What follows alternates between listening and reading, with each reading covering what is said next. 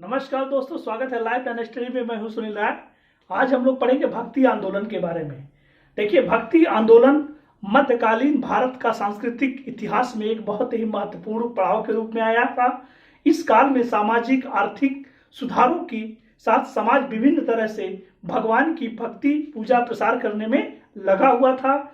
यह एक मौन क्रांति के रूप में आया था। यह अभियान सिखों के पहले धर्मगुरु गुरु नानक भारतीय उपमहाद्वीप में भगवान की पूजा पाठ करने के साथ साथ उनके रीति रिवाजों और परंपराओं के पूर्ण रूप से हिमायती थे और गुरुद्वारे में गुरुवाणी का गायन भक्ति आंदोलन से जुड़ा हुआ विषय है। देखिए, भक्ति आंदोलन की शुरुआत अगर हम लोग ऐतिहासिक रूप में देखें तो 6ठी शताब्दी में इस आंदोलन की शुरुआत तमिल क्षेत्र से होती है, जो कर्नाटक और महाराष्ट्र में तेजी के साथ फैला और कर्नाटक और महाराष्ट्र के साथ साथ यह उत्तर भारत में भी तेजी के साथ फैलता है। तो आइए पढ़ते हैं भक्ति आंदोलन की शुरुआत। हम लोग देखते हैं भक्ति आंदोलन की शुरुआत। इसकी शुरुआत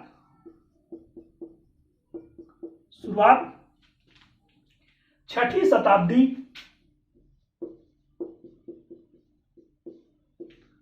शताब्दी तमिल क्षेत्र से होती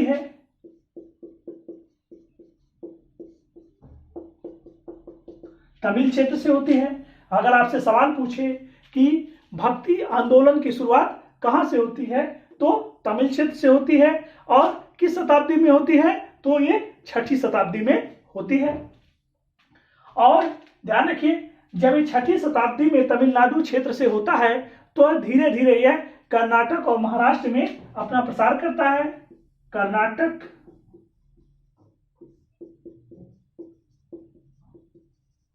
और महाराष्ट्र में तेजी के साथ ही अपना प्रसार करता है।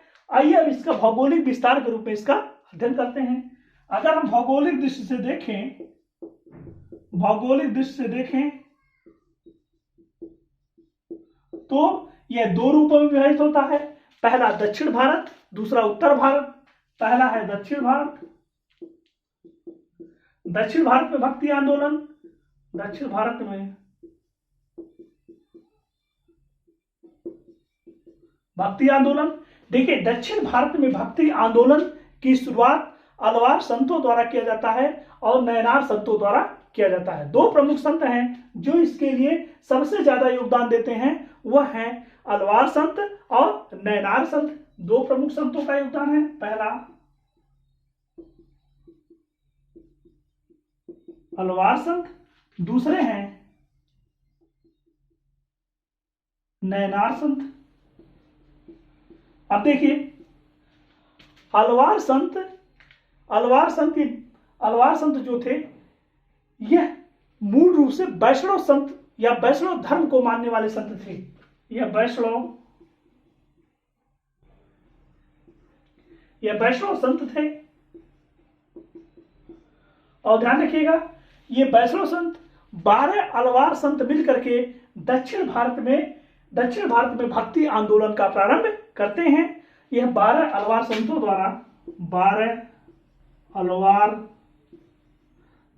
द्वारा इसका प्रारंभ दक्षिण भारत में किया जाता है। धीरे धीरे वैष्णव मत का प्रसार तेजी के साथ महाराष्ट्र में फैलता है। यह भगवान विठोबा की पूजा करते हैं। वैष्णव मत के लोग भगवान विठोबा की पूजा करते हैं, ध्यान रखिएगा। और वैष्णव मत का सबसे तेजी के साथ प्रसार महाराष्ट्र में हुआ। सबसे तेजी के साथ इसका प्रसार महाराष्ट्र में होता है। अब नयनार संत की बात करते हैं। तिरसठ नयनार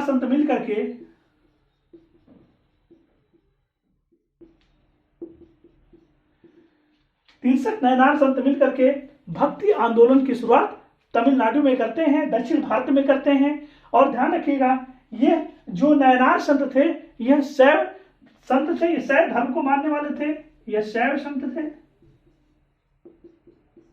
यह जो शैव संत थे यह मूल रूप से शिव की पूजा करते हैं। और ध्यान रखिएगा, यह बहुत ही महत्वपूर्ण धर्म था, शैव धर्म, जो कपाल में भोजन करता था और शिव के भस्म की लेप लगाता था। यह पूरी तरह से निरंकारी पूजा के साथ साथ धार्मिक रीति रिवाजों का पूर्ण रूप से समर्थन करता था।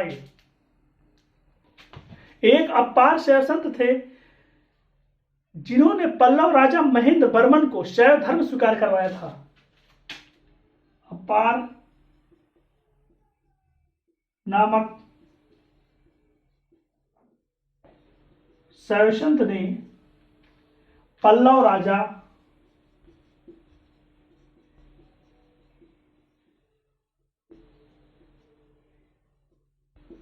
महेंद्र वर्मन को शैव धर्म की शिक्षा दी थी। बहुत इंपॉर्टेंट है, कई बार पूछा जाता है कि राजा महेंद्र वर्मन को शैव धर्म को दीक्षित करने वाला कौन सा शैव संत था, तो अपार ने महेंद्र वर्मन को शैव धर्म की शिक्षा दी थी, ध्यान रखिएगा। और इन्हीं राजा महेंद्र वर्मन को जब शिक्षित करते हैं तो तेजी के साथ दक्षिण भारत में शैव धर्म की उपासना का प्रारंभ तेजी के साथ होने लगा। जब भक्ति आंदोलन तेजी के साथ प्रारंभ हो रहा था उस समय दक्षिण भारत में दो महत्वपूर्ण महिलाएं थी जिनका भक्ति आंदोलन में बहुत बड़ा योगदान थी। दो बहुत महत्वपूर्ण महिला संत थी जिनका नाम अंडाल एवं अक्का देवी था। अंडाल एवं अक्का देवी ने अंडाल एवं अक्का देवी दक्षिण भारत की प्रमुख महिला संत थी।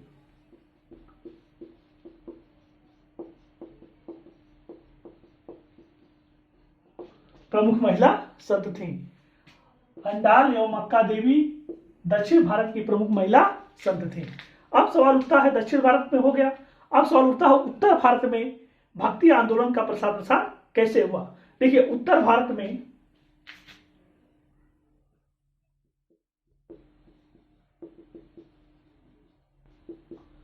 भक्ति आंदोलन का प्रसार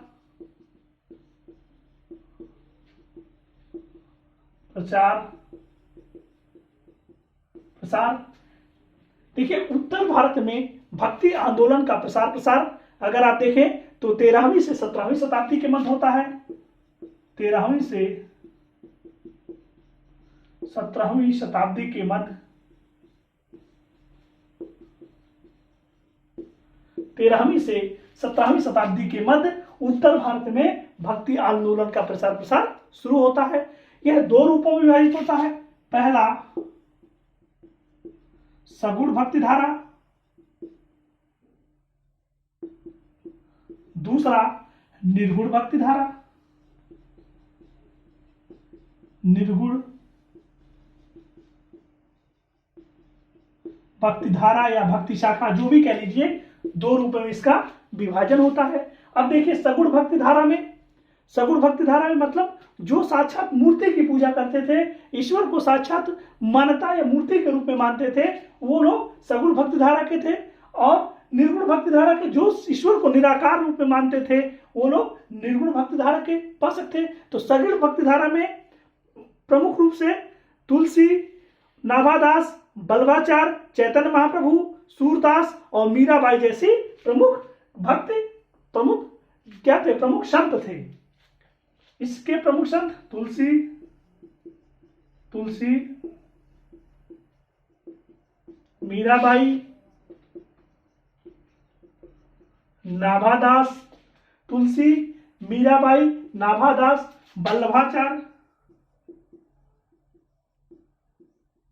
बल्लभाचार्य, चैतन्य, सूरदास,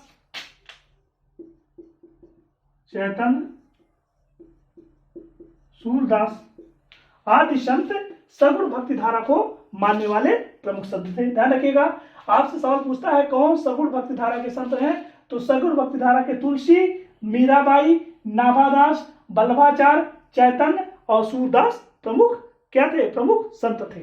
अब निर्गुण भक्ति धारा या निर्गुण भक्ति शाखा के प्रमुख संत कौन कौन से थे, तो निर्गुण भक्ति धारा के प्रमुख संत कबीर थे। कबीर ये सबसे प्रमुख संत हैं निर्गुण भक्ति धारा के प्रमुख संतों में। ध्यान रखिएगा, उत्तर भारत के पंथों का इनको आध्यात्मिक गुरु भी कहा जाता है। उत्तर भारत के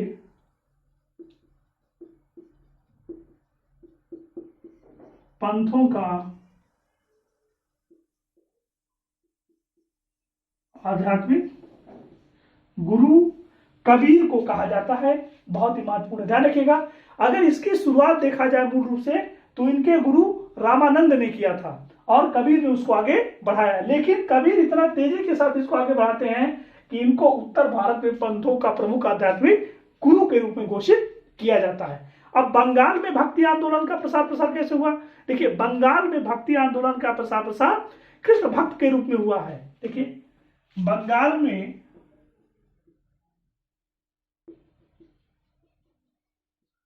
भक्ति आंदोलन का प्रचार प्रसार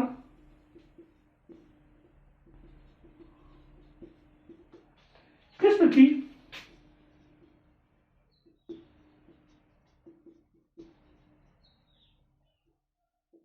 कृष्ण के भक्त के रूप में हुआ है।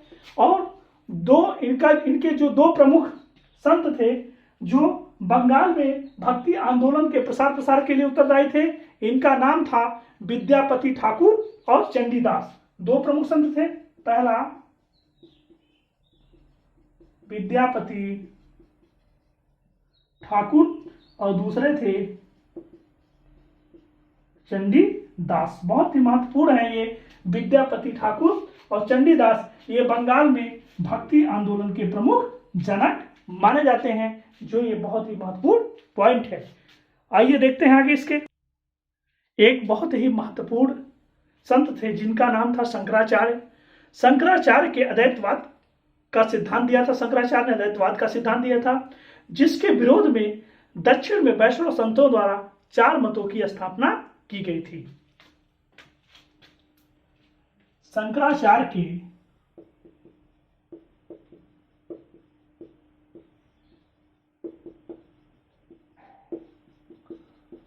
अद्वैतवाद सिद्धांत के विरोध में दक्षिण भारत में वैष्णव संतों द्वारा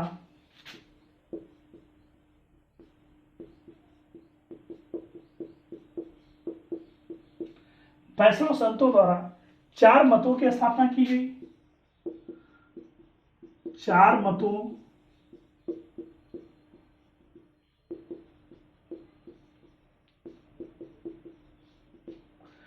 मतों की स्थापना की गई। सबसे पहला मत है श्री संप्रदाय। सबसे पहला मत है श्री संप्रदाय। पहला मत है श्री संप्रदाय। इसके जो प्रमुख समर्थक हैं रामानुजाचार्य,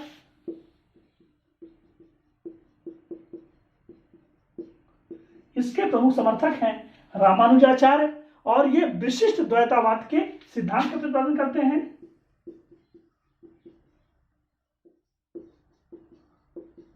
विशिष्ट द्वैतावाद के सिद्धांत का प्रसार करते हैं। कौन? रामानुजाचार्य। और ये श्री संप्रदाय के क्या हैं? मुख्य जनक हैं। दूसरे हैं ब्रह्म संप्रदाय।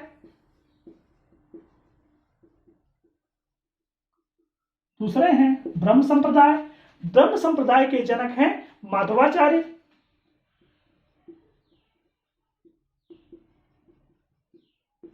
ब्रह्म संप्रदाय के प्रमुख जनक हैं माधवाचार्य। यह कौन सा सिद्धांत देते हैं? यह द्वैतवाद का सिद्धांत देते हैं। यह द्वैतवाद का सिद्धांत देते हैं। तीसरा संप्रदाय है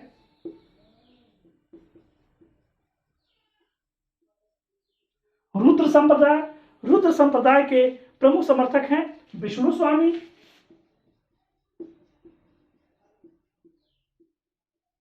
विष्णु स्वामी कौन सा सिद्धांत देते हैं? ये शुद्ध द्वैतवाद देते हैं। ये शुद्ध द्वैतवाद का सिद्धांत देते हैं। चौथा संप्रदाय है सनकादि संप्रदाय।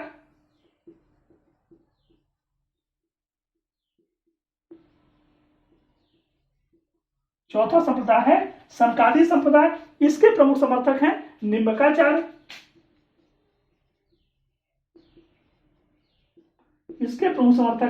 निम्बकाचार्य। यह द्वैतवाद का सिद्धांत देते हैं। यह द्वैतवाद का सिद्धांत देते हैं।